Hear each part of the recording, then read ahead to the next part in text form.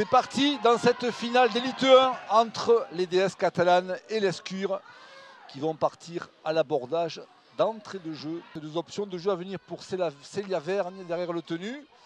Dans l'axe des poteaux, du jeu au pied, bien joué. Ah, ce ballon pour l'Hélière et c'est inscrit par Margot Alverne après désormais 3 minutes de jeu. Pierre, eh bien, ces deux équipes sont rentrées dans leur match sur un air de flamenco. Dans le dernier geste technique, on revoit l'essai au ralenti, mais tout est parti de cette interception de l'Hélière tarnaise là sur le côté. Et puis 80 mètres plus tard, plus loin, c'est les Tarnaises qui ont bien mené leur série de tenues pour ouvrir la marque.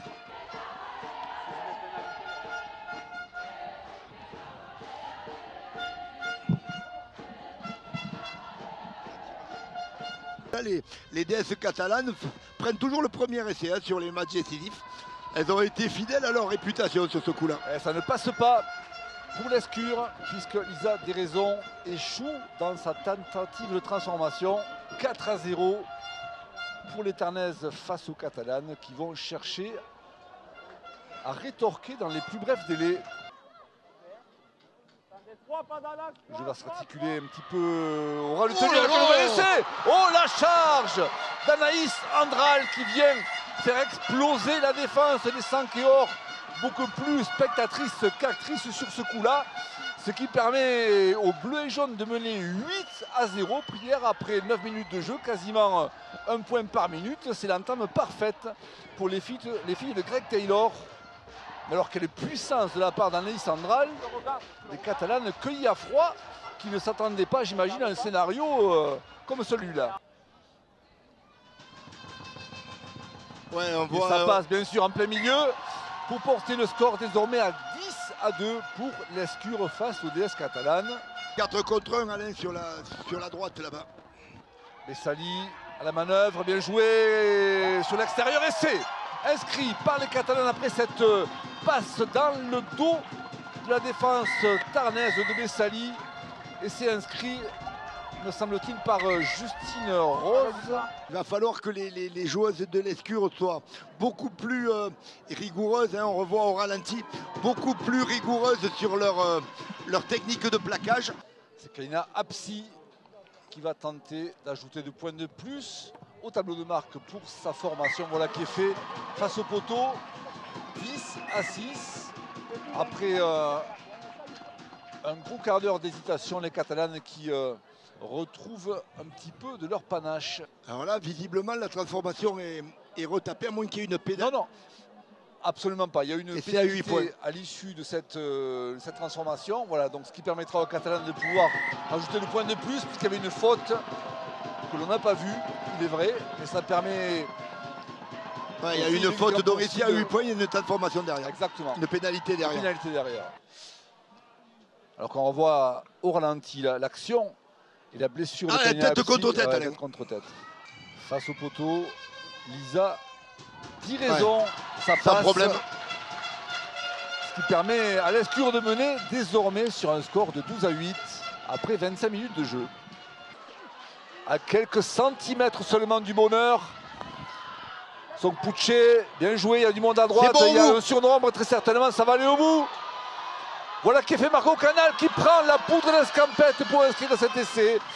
Complètement en coin, inscrit par la 3/4 centre international Margot Canal qui remet les équipes à dos. 12-12 entre les deux formations. On va dire enfin Alain, une transformation de jeu efficace. On pilonne la défense avec du jeu direct, on fait serrer la défense sur le côté droit des Tarnaises et ensuite enfin des transmissions rapides. Alors que l'on joue depuis 5 minutes au-delà du temps réglementaire dans ce premier acte. C'est complètement en coin, difficilement réalisable, mais pourquoi pas ce ballon qui s'élève, qui passe à gauche, à droite des perches exactement. Ah là, ça va faire mouche à tous les coups. Côté gauche avec l'essai inscrit par Louane Babi, évidemment, qui a touché que très peu de ballons dans ce match, mais qui permet aux Siennes de reprendre les commandes de cette partie. Oui, oui, parce qu'il y a eu un bon travail, il y a eu un bon travail préparatoire au milieu du terrain. Voilà, ça aurait pu aller beaucoup plus vite dans l'espace libre. Mais voilà, on porte un peu trop le ballon sur la défense. Ah, ce coup de pied qui semble bien parti, un petit peu court, dommage, parce que c'était dans l'axe, mais ça manquait de puissance pour la jeune joueuse Kaina Apsi.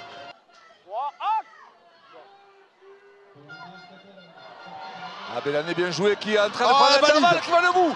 Très certainement, elle a réussi à prendre tout le monde à revers pour inscrire cet essai qui va très certainement anéantir tout espoir de retour pour l'Escure en plein milieu des poteaux. Cet essai, le deuxième de la seconde mi-temps. Ah, évidemment, c'est l'essai qui risque de tuer cette équipe de l'Escure. Et voilà, Pierre, c'est ça le rugby à 13. C'est ça le rugby à 13. Après un plaquage manqué, une prise d'intervalle à quelques mètres des poteaux, ça se termine au bon endroit pour la joueuse catalane. Allez, on va dire une équipe de l'Escure extrêmement vaillante, valeureuse, qui a donné une opposition plus que compliquée, mais on est quand même dans la logique. Et Apsi qui rajoute 2 points de plus dans l'escarcelle des rouges et jaunes. À désormais 3 minutes et 30 secondes du terme de cette finale. Oh, c'est fini dans cette partie, dans cette finale du championnat de France d'élite 1, qui voit donc la victoire des DS catalanes face à l'Escure sur un score de 22-12. Dominique Ballot qui remet le bouclier au champion de France DS catalane. Le doublé pour les filles de Guy Campourcy. Regardez la joie de ces